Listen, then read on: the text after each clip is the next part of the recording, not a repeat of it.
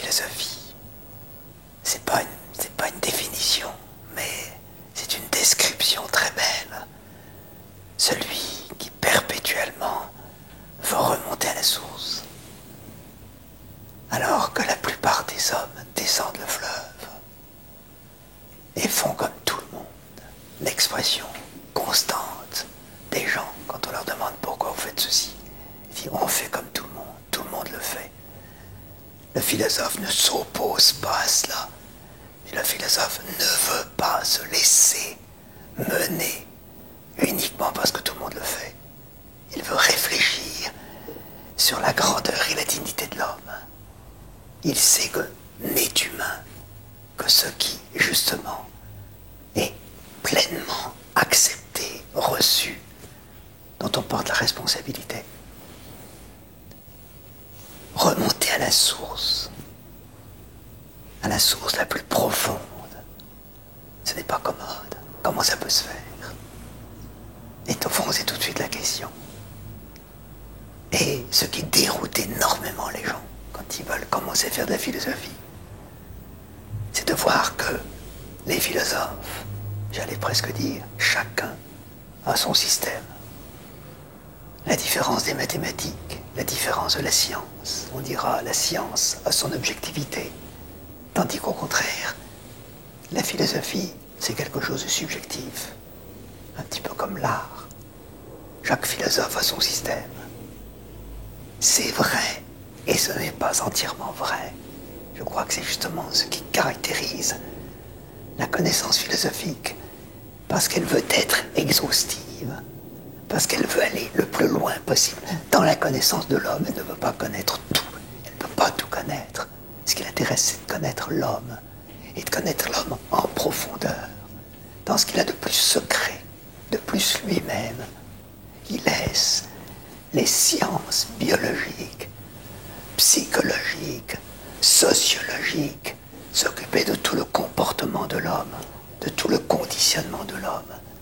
Et lui veut saisir l'homme dans ce qu'il a de plus lui-même. C'est ça qu'il veut, qu'il essaie de chercher tout le temps, même si c'est très difficile. Il cherchera indéfiniment cela, et tout philosophe qui est vraiment philosophe essaie de faire cela. C'est ce que Platon a très bien saisi lorsqu'il a dit il y a quelque chose de commun entre le philosophe, le mystique et le poète. Ce sont des gens passionnés dans leur recherche et qui veulent aller jusqu'au bout. Je crois que c'est très vrai que le philosophe a toujours ce désir d'aller jusqu'au bout dans la vérité. Le mystique, c'est dans son union avec le mystère qui le dépasse, qui le transcende. L'artiste, c'est dans la recherche d'exprimer, de dire à ceux qui sont proches de lui et à lui-même ce qu'il porte comme absolu dans son cœur. Des trois côtés, il y a quelque chose d'absolu. C'est du reste pour ça qu'à la fois, ils se retrouvent et quelquefois s'opposent si fortement. Mais il y a quelque chose de commun. Comment découvrir la vraie piste qui nous conduira à cette source, à cet absolu, à cette vérité? Non pas pour qu'on la possède, on ne possède pas la vérité, mais se laisser posséder par cette vérité, se laisser prendre par cette vérité. Comment conseiller, orienter, sans du tout imposer, mais orienter en frère aîné. Si de fait, dans ma vie, j'ai enseigné depuis 50 ans la philosophie, j'ai essayé, c'est très vrai, loyalement, de voir tous les points de départ différents de la philosophie. Comme quand on connaît bien un terrain, on essaie de saisir toutes les petites routes qui vont à droite et à gauche, et voir si ces routes sont des routes qui conduisent à quelque chose, ou si ce sont des cul-de-sac, des impasses. Ce qui m'a toujours beaucoup frappé dans notre philosophie grecque, qui, comme dit Merleau-Ponty, est la source de notre philosophie occidentale. Et c'est toujours intéressant de regarder la source, puisque tout vient de là. Quand on regarde la philosophie grecque, on voit que le point de départ de toutes ces philosophies est très divers. Et c'est intéressant de les voir et de les analyser. Et si je regarde la philosophie contemporaine, je m'aperçois aussi que ces sources sont multiples et diverses. C'est plus difficile dans la philosophie contemporaine parce que c'est souvent beaucoup plus pollué. Tandis que dans la philosophie grecque, il y a une espèce de pureté de ces sources qui est assez impressionnante. J'essaie d'énumérer ces sources. Je ne dis pas d'une manière exhaustive, mais il me semble bien qu'on peut le dire d'une façon assez rapide.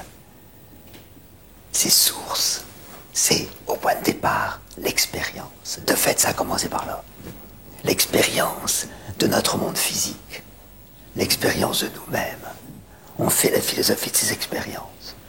Et ça, je crois que c'est parfaitement vrai. Chacun d'entre nous fait sa philosophie de ses expériences.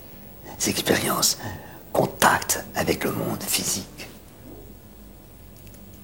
La philosophie a été aussi, comme point de départ, avec les pythagoriciens, une réflexion sur ce qu'il y avait de plus profond au point de vue religieux en nous. Cette attitude religieuse.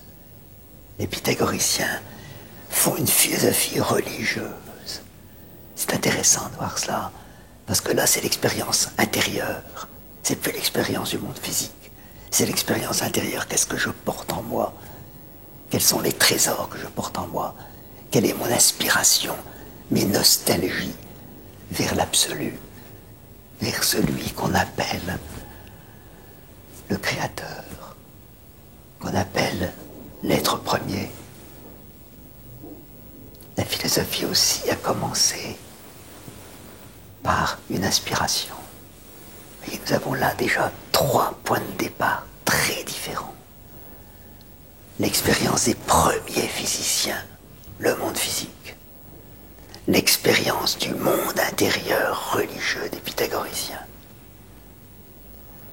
Une aspiration, une révélation avec Parménide, le grand Parménide, qui, lui, se laisse emporter par son inspiration, par les cavales, et pénètre dans un milieu qui est au-delà de la justice des hommes. Je dirais, il dépasse l'horizontale et pénètre dans un monde nouveau. Il est en présence de la déesse. Et la déesse, lui prenant la main, donc faisant avec lui une alliance, toute véritable révélation va impliquer une alliance. La déesse, lui prenant la main, lui révèle cette chose étonnante que l'être est. C'est comme un sommet que la déesse lui révèle. Et à partir de là, il y a ce regard sur toute chose. Parménide, c'est une philosophie de l'inspiration et de la révélation. Il y a encore d'autres aspects, comme commencement de la philosophie. Il y a aussi cette expérience intérieure, non plus religieuse, mais l'expérience que nous pouvons avoir de l'amour, de la recherche de la vérité. Ça fait partie des commencements de la philosophie. Je pourrais très bien commencer ma philosophie par la connaissance. Platon, la réminiscence. Oui, il y a en moi quelque chose qui me permet d'atteindre le réel, d'atteindre quelque chose qui me dépasse, d'atteindre la vérité.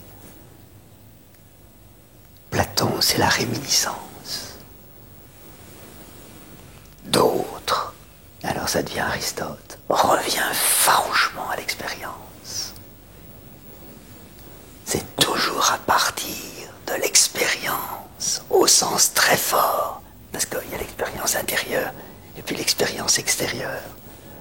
Le contact avec la réalité, et le contact avec la réalité dans ce qu'il y a de plus réaliste. L'intelligence qui présente à travers nos sens, touche le réel. L'expérience la plus forte, c'est de toucher. Tant qu'on n'a pas touché le réel, on ne sait pas très bien si c'est le réel ou pas le réel. Tant que je n'aurai pas touché les martiens, Je ne sais pas très bien s'ils existent ou n'existent pas, tant que je n'aurai pas touché les soucoupes volantes. Je ne sais pas très bien si ça existe ou ça n'existe pas. Ça peut être des hallucinations. Tandis que toucher, c'est déjà très difficile d'avoir des hallucinations du toucher. Ça peut exister. Mais normalement, quand on est de bon sens, il n'y a pas de danger. On touche le réel. L'expérience du toucher, dans le sens très fort, me permet, me révèle qu'il y a quelque chose d'autre que moi. Je ne suis pas seul au monde. Il y a quelqu'un qui est à côté de moi. Une présence. Ça fait déjà pas mal de commencements. On peut aller plus loin et dire qu'il y aura encore un commencement de la philosophie par le point de vue de la conscience. Et ça, il faudra quitter la Grèce. Et c'est très curieux qu'en philosophie grecque, ça n'existe pas. Et ce sera Descartes. Descartes, c'est la conscience. J'ai conscience de penser. Il n'y a rien de plus certain en moi que de penser, que d'avoir la conscience de penser. Je ne sais pas exactement ce que c'est que cette conscience de penser, ce qu'elle contient comme vérité, mais j'ai conscience de penser. Et j'essaierai de commencer toute ma philosophie par ce qu'il y a de plus certain, c'est-à-dire la conscience de penser. Je peux encore, avec la philosophie grecque, le point de vue de Plotin, l'expérience mystique, c'est l'expérience intérieure poussée à l'extrême.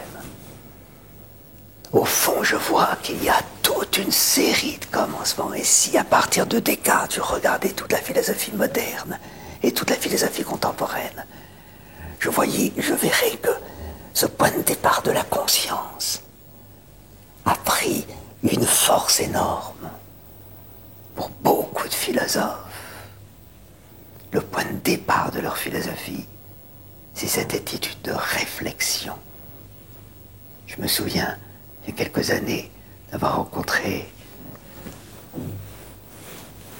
une jeune fille de 16-17 ans, qui était la fille d'un des philosophes dont on parlait beaucoup à l'époque. Et ça m'intéressait de la voir. Alors elle est venue très spontanément me dire bonjour. Et j'ai dit, c'est intéressant d'avoir un père qui est philosophe. Alors, brutalement, elle me dit, oh non, pas du tout. Je dis, mais pourquoi? Parce que on a l'impression que papa, il vit dans ses idées. Il est tellement absorbé par ses idées qu'il réfléchit tout le temps. Il réfléchit tout le temps à un problème. Et donc on est très absent. C'était très révélateur de celui qui vit dans les idées. Alors, est-ce que le point de départ de la philosophie, c'est les idées? Et de réfléchir tout ce qui est impliqué dans les idées. C'est souvent ce qu'on dit du reste. Le philosophe, il quitte le réel et puis se plonge dans les idées. Bien, je crois que c'est une fausse conception de la philosophie. Mais ça existait. Il faut donc bien garder tous ces commencements-là. Je vais donc, si vous voulez, regarder ces quelques commencements et me poser la question si ces commencements sont légitimes ou pas. Je vois donc l'expérience au sens fort, pas l'expérience d'un rêve, mais l'expérience liée au sens externe, l'expérience interne ou religieuse ou affective ou l'expérience de la connaissance. Je pourrais dire ensuite l'inspiration, sous des modalités très différentes. L'inspiration artistique, ça existe. Il y a des philosophes qui sont plus artistes que philosophes, qui commencent par une expérience, ils ont eu un état de grâce, comme ils diront. Il y a la révélation, il y a la conscience. Et j'ajouterais, parce que c'est peut-être ce qui arrive le plus aujourd'hui, on va commencer la philosophie en lisant les philosophes, en regardant ce que les philosophes ont dit. On fera une sorte de topic historique pour regarder tout ce que les philosophes ont connu sur un système. On enseignera l'histoire de la philosophie, croyant qu'enseigner l'histoire de la philosophie, c'est enseigner la philosophie. ou faire de l'histoire de la philosophie, c'est faire de la philosophie. Comme point de départ de la recherche philosophique, on regardera l'opinion des autres. Et on restera dans cette opinion. Et on opposera les diverses opinions pour mieux comprendre la valeur diverse de ces opinions. Voilà les différents points de départ. Je crois qu'il n'y en a pas d'autres. Il faut réfléchir. On pourrait dire, en philosophie chrétienne, le point de départ pour beaucoup de philosophes, dits philosophes chrétiens, c'est la foi. Mais vous voyez, ça revient à le point de vue de la révélation.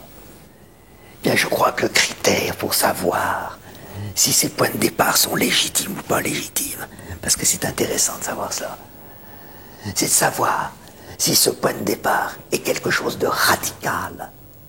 Tout philosophe a un souci d'aller le plus loin possible. Je vous disais tout à l'heure, connaissance exhaustive. Connaissance exhaustive, pas seulement dans l'extension, mais connaissance exhaustive, surtout dans la pénétration. Il faut donc que le point de départ soit radical. Un point de départ qui n'est pas radical et qui implique un autre point de départ ne peut pas être le véritable point de départ de la philosophie. C'est pour ça que la conscience ne peut pas être le point de départ de la philosophie. Parce que la conscience présuppose toujours une expérience. La conscience intérieure présuppose toujours une expérience extérieure. Elle est utile, c'est très important. On ne peut pas faire l'économie de la conscience interne, mais elle présuppose une connaissance antérieure, une expérience antérieure. L'inspiration, c'est très bien, mais l'inspiration, elle présuppose aussi une connaissance antérieure. La foi, elle présuppose aussi une connaissance antérieure. Et puis surtout, quand il s'agit de la foi, au moins de la foi chrétienne, on sait que cette foi chrétienne, elle est quelque chose qui vient s'ajouter, perfectionner, achever la nature humaine et l'intelligence humaine. Donc elle n'est pas première, elle n'est pas radicale. Je crois que si on réfléchit avec ce critère, d'où peut venir le point de départ de ma philosophie, on est toujours ramené à ce point de départ le plus simple, le plus profond. C'est dire mon expérience actuelle. Je fais la philosophie de mon expérience actuelle, mais expérience au sens plénier, l'intelligence alliée au sens externe, l'intelligence liée au sens externe. Parce que le philosophe essaie d'étudier l'homme, et l'homme actuel, l'homme existant. Je ne fais pas la philosophie des possibles. Si je commençais par les idées, ça me conduirait à la philosophie des possibles. Mais les possibles, c'est très très bien, mais ce n'est pas premier. Ce qui m'intéresse, c'est ce qui est. Et c'est pour ça que je ne peux pas commencer par les idées, parce que d'abord les idées pour moi, c'est toujours quelque chose de second. C'est jamais premier. Sauf ceux qui prétendent qu'ils sont nés avec des idées fondamentales qui sont innées en eux. Normalement, l'idée provient de nos expériences. C'est pour ça que si on est attentif à bien saisir le point de départ de la philosophie, ce qui me semble capital, autrement on perd un temps énorme, il faut toujours revenir à cette expérience première, fondamentale, l'intelligence qui est alliée à nos diverses sensations.